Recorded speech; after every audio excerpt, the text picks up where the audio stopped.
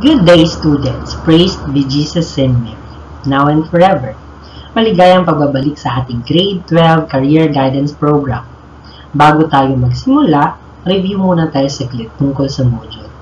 This module was primarily designed to guide you in your personal, social, academic, and career development. Makakatulong ang araling ito upang hubugin ang inyong kakayahang bumuo ng tamang pagpapasya o pagdidesisyon. Take note that in answering the module, the most important here is your most honest and sincere responses.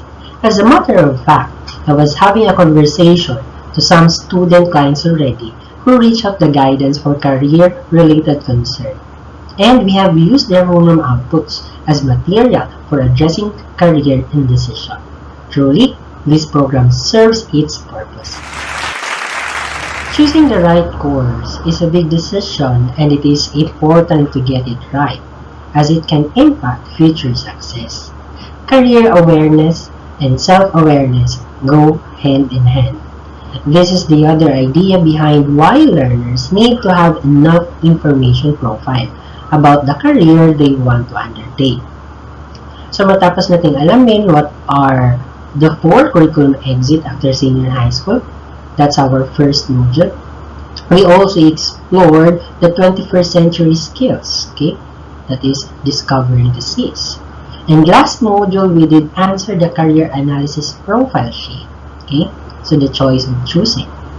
We are now about to end the modules that are set for the first semester. Today in module 4, we will try to see ourselves in another person's shoes in order for us to craft a career roadmap. Are you ready? I want you to make yourself ready and indulge yourself in our discussion for today. Make the most learning journey to improve yourself. Now let's try this. Today I want you to act as an HR officer. I will be showing a video and I need you to think critically what kind of employee is that person. For the purpose of synchronous session, we are going to work as a class. Make use of the chat box to share your thoughts and opinions. But do not forget to take a record of your own answers for your individual output later on the Google form. Okay? So, kanina sinabi ko kailangan mo tukuyin anong klaseng empleyado ang makikita mo sa video. I know it sounds bad, like we are teaching you to judge the person, but let the video tell you what kind of employee is illustrated. And your job is, instead of saying what are the wrongdoings, beliefs, attitudes, or skills of the employee, you will be helping her by identifying points for improvements for that person. This is just easy, You need to share your opinions on the following questions. First is, what values, beliefs, or attitudes needed for a public servant?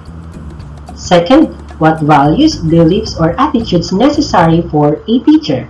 Third, what values, beliefs, or attitudes required for a news reporter? And lastly, what values, beliefs, or attitudes essential for a health professional? In every question, there will be a video clip that you are going to associate the question. So, after watching every video clip, you will be given 60 seconds to share your points for improvement using the comment box. I think the instruction is clear, right? Now, on the next slide, the video clip will be playing and the question will be shown on the left side.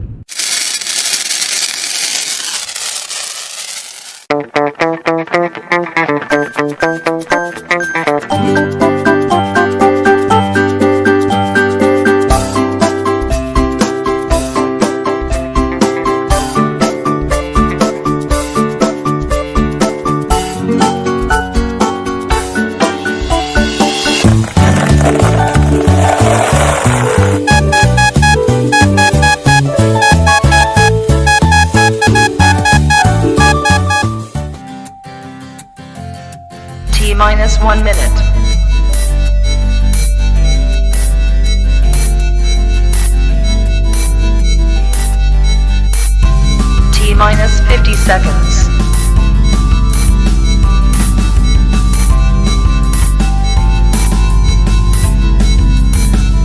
T minus 40 seconds.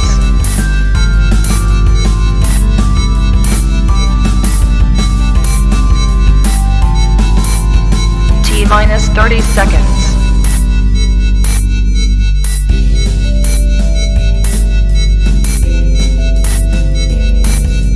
T minus 20 seconds.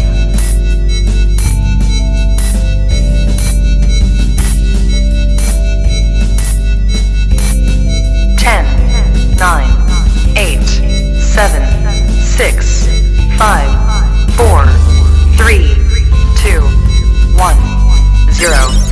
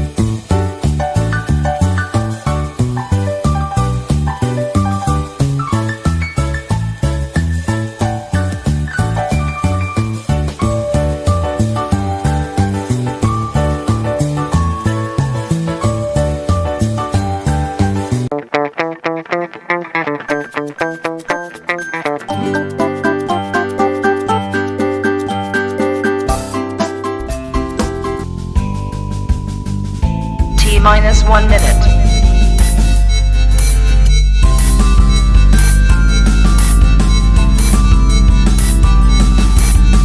T minus 50 seconds.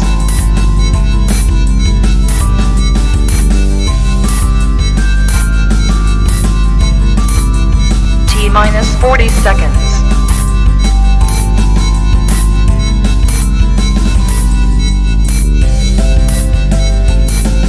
T minus 30 seconds.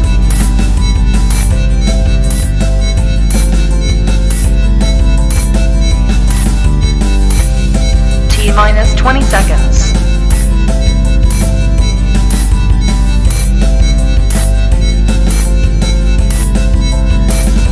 Ten, 9, 8, 7, 6, 5, 4, 3, 2, 1, 0.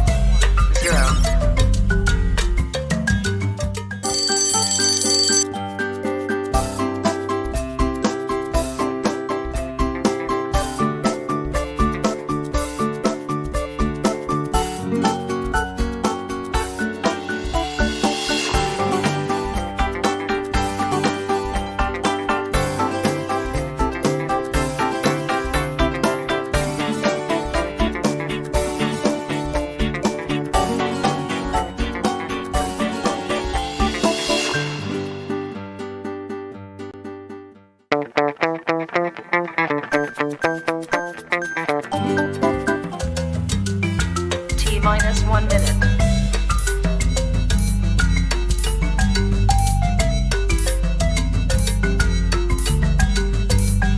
T minus 50 seconds.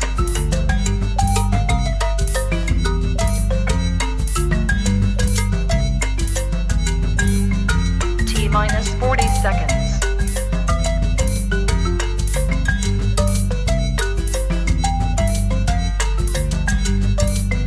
T minus 30 seconds.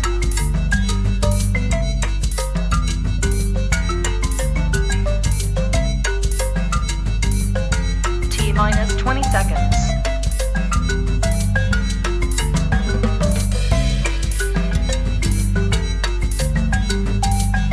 Ten, 9, 8, 7, 6, 5, 4, 3, 2, 1, 0.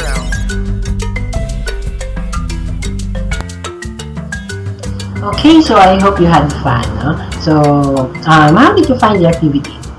I hope you find it easy to think about what values needed for some type of job an employee should always consider.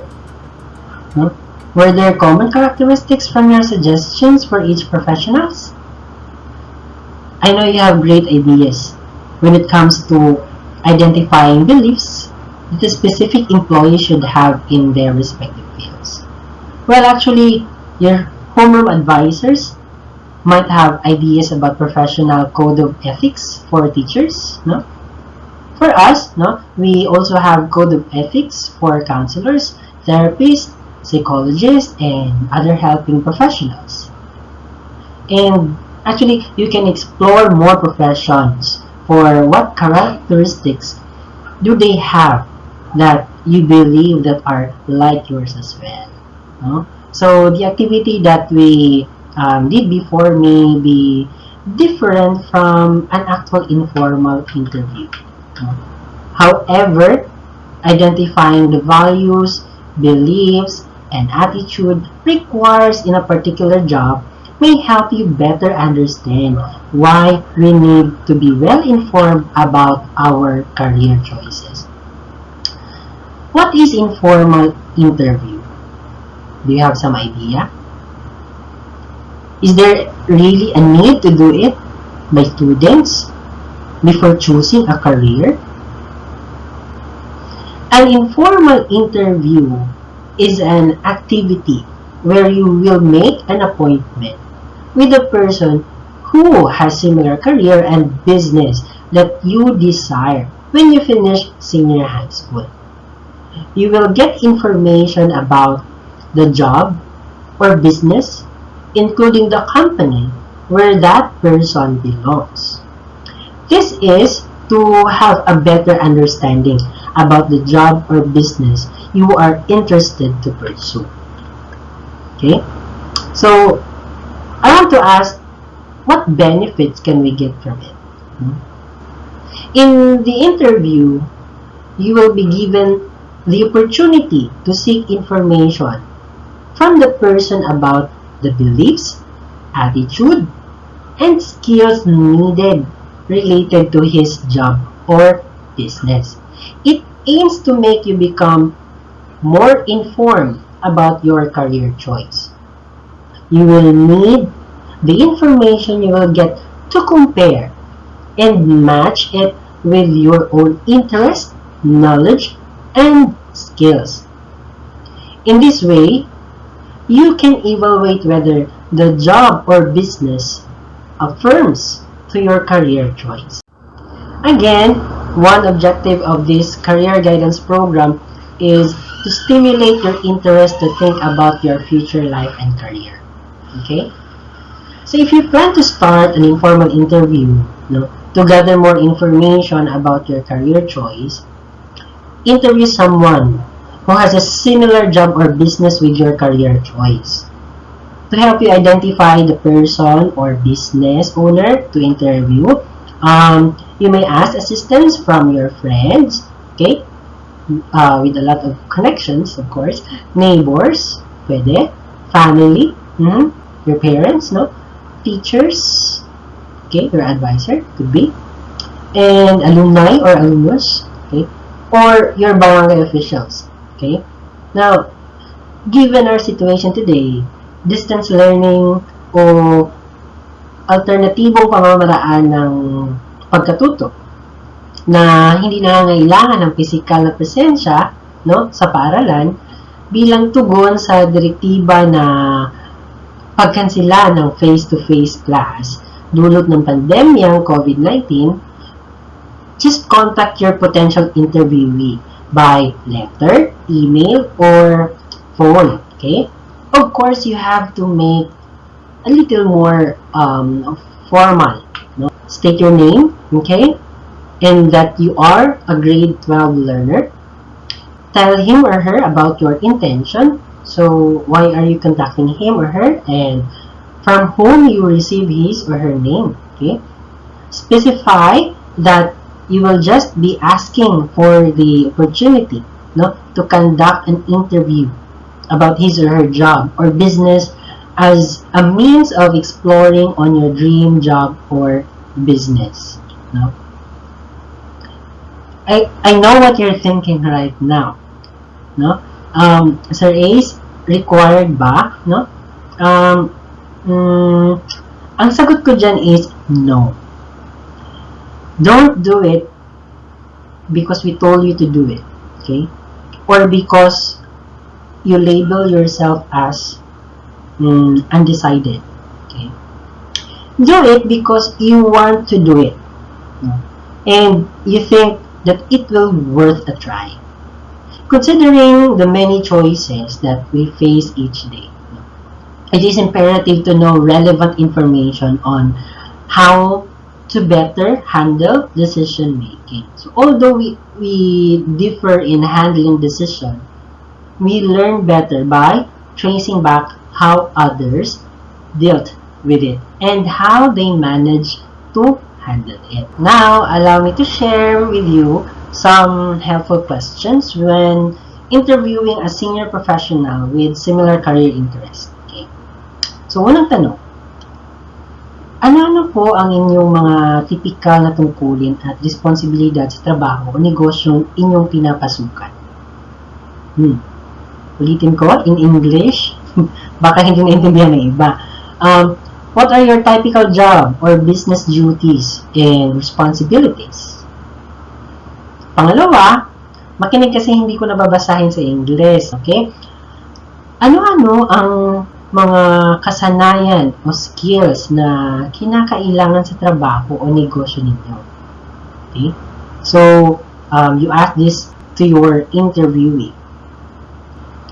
Now, third, ano po ang nagbibigay kasiyahan sa inyo sa trabaho o negosyong inyong pinapasukan? Okay. Fourth question, no?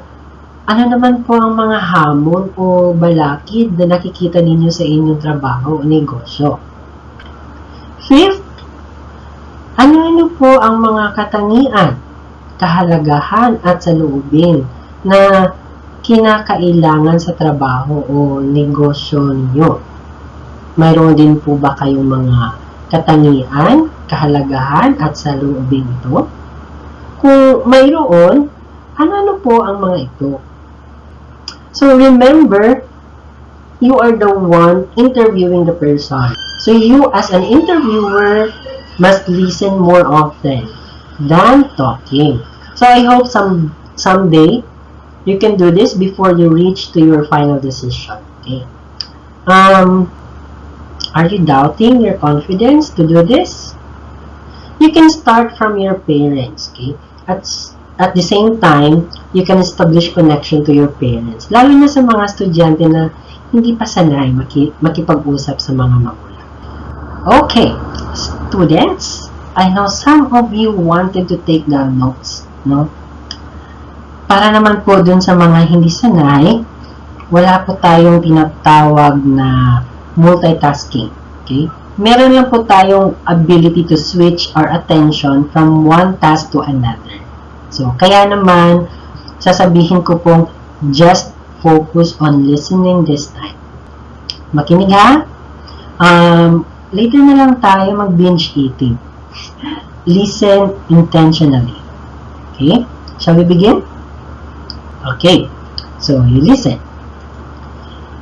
It has been said that first-hand information can be a very rich source of information for learners. Do you agree? Sa mga gustong bumili nito, pamain naman po sa comment, yeah? Okay? So, yeah, I know perspective ang top character strength ko, and yun ang result sa strength test ko. Ang lowest naman is humor. So, pagpasensyahan nyo na. I'm trying to put some humor back. I don't know if others are getting it. So, Albert Bandura. Pag-usapan natin itong si Albert Bandura. Ito sikat ito sa mga research kasi paulit-ulit na siya ginagamit. Albert Bandura strive to understand the cognitive processes associated with people's interaction with one another. So, gusto niyo maintindihan.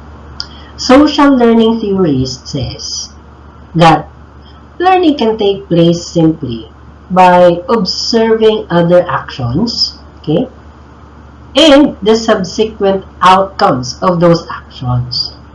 You know, I agree at some point, nakikita ko sa K-drama, namamatay yung mahal nila sa buhay, tapos umiiyak sila, and therefore I conclude, yun pala ang worst feeling ng separation anxiety. No?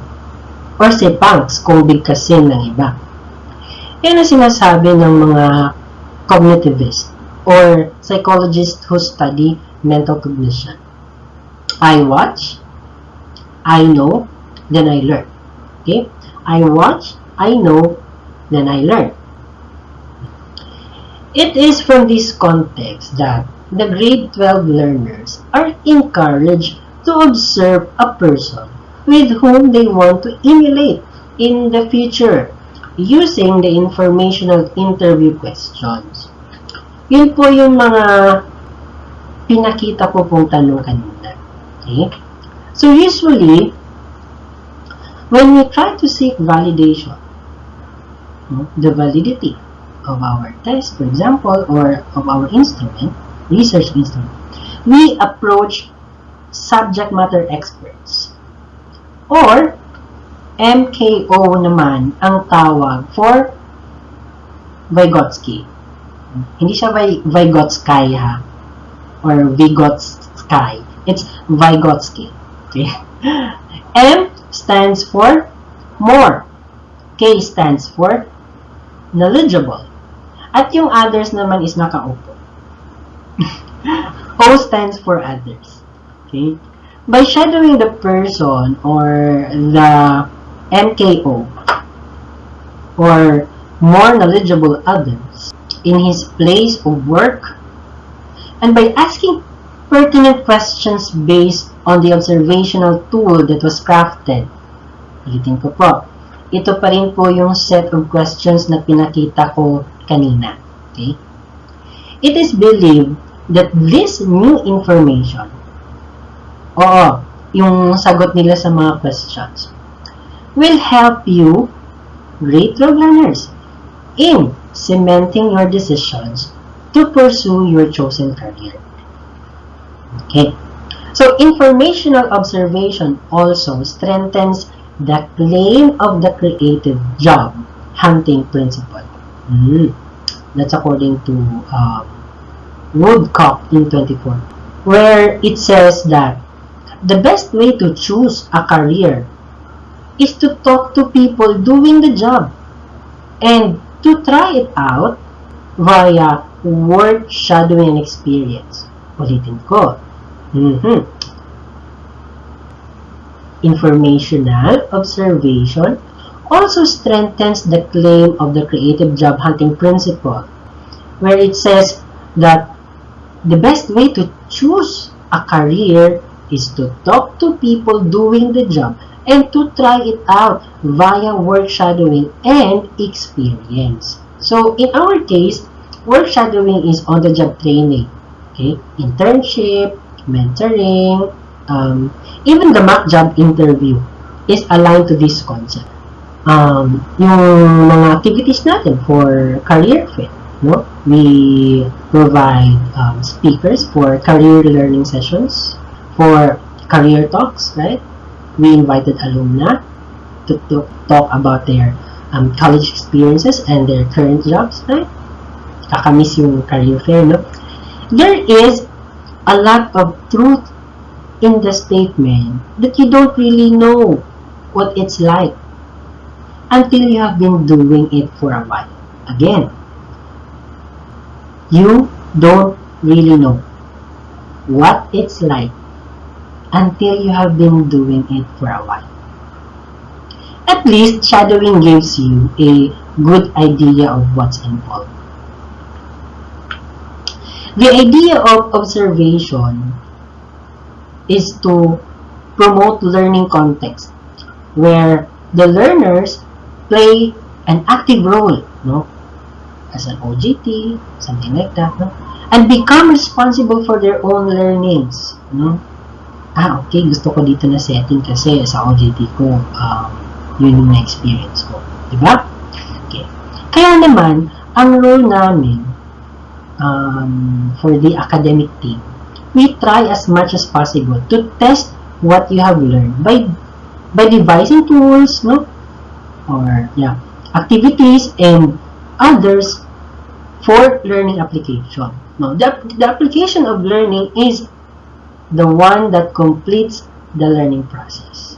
Tandaan niya. Now, choosing the right course is a big decision.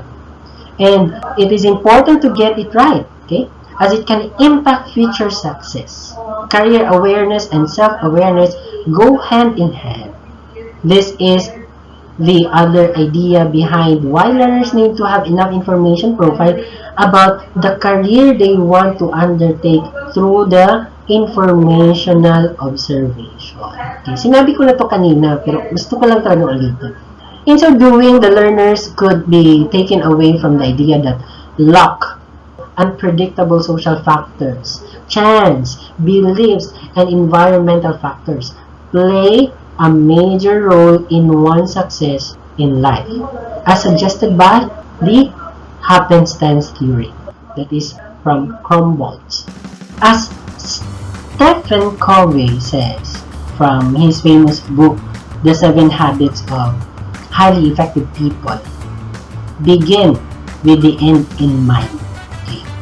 So we encourage our learners to visualize what you wanted to become, and you're already on your first step of achieving your goal.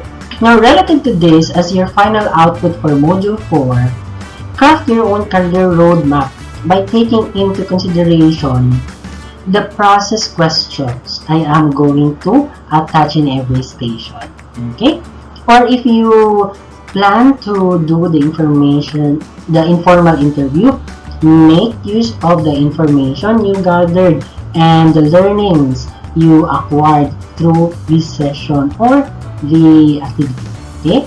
Now, according to an article by Cow in 2013, a career roadmap outlines specific steps, no, to undertake for moving from one step to another in ways that will facilitate growth and career advancement.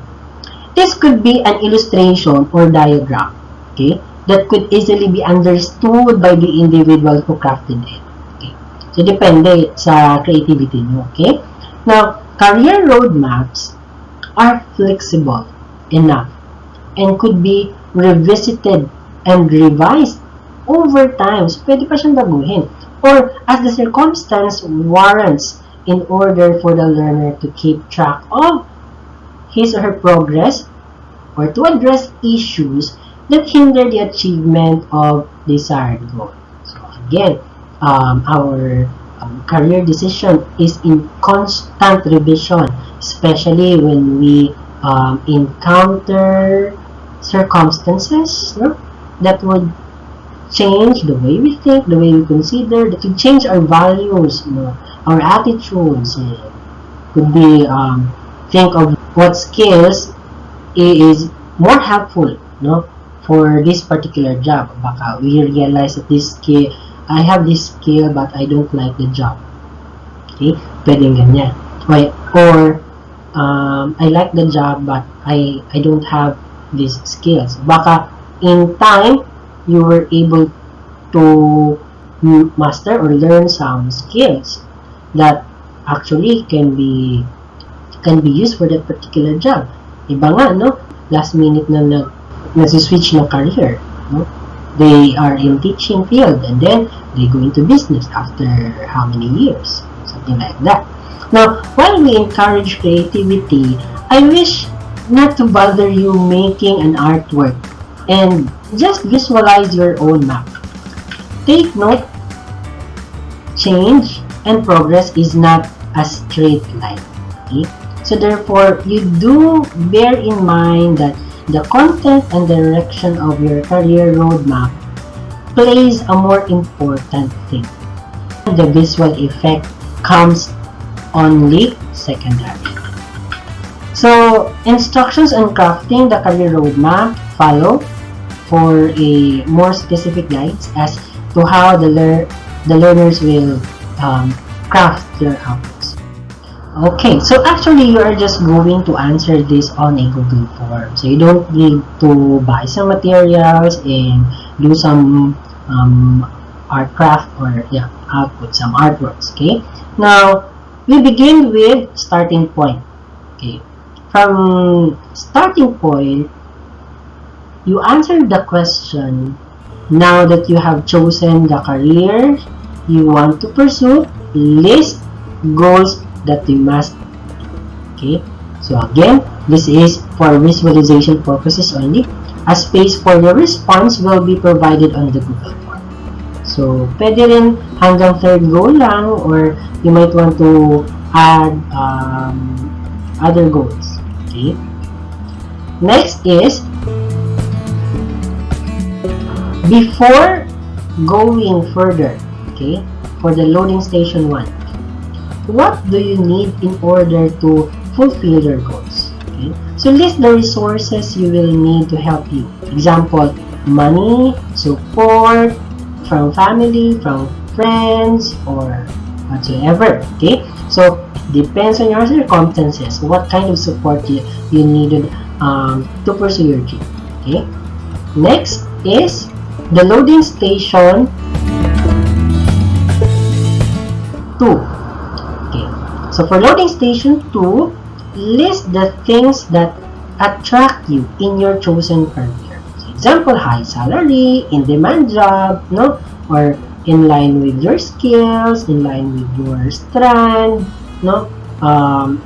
In line with your parents' interest, or in line with your family business, or something like that. So it depends, no? Again, it depends on your circumstances. Next is, now on loading station 3, you have to check your progress this time. There might be things that hinder your progress and need to be addressed. Okay? There might be, meaning you are going to visualize what could possibly be the hindrances that you're going to encounter in the future, or in pursuing your dreams or your career. It is helpful if you were able to interview some other adults, no, or senior professionals that is the same with your interest, para matanong nyo sila kung ano yung mga naging hindrances sa career nila. And if you could think that it is possible that you are going to experience that someday, so you can put it here, no, or anything that you can think that you think will postpone your goals or objectives. If there are no obstacles, no, skip loading station number 4, because the loading station number 4 will be asking you how you are going to prepare for these hindrances or obstacles. Now, in loading station 4, as what I've said, you will be asked what plans do you have in mind to remove the obstacles if there is any. Next is, again, if you can think of any hindrances, no, from loading station 3, you can skip loading station 4. And then let's proceed to the last one. Okay, so milestones. Describe what kind of professional or businessman you are. So, example of world-class owner of a bake shop. Okay, or an in-demand civil engineer, both locally and internationally. And the likes. Okay, you can think of any famous ones. Okay, it's okay to dream. Finally, humanagid si Sir Ace, no? This ends our session for first semester career guidance program. We have 4 more left modules to accomplish. The next module is entitled Feature Combo Activate.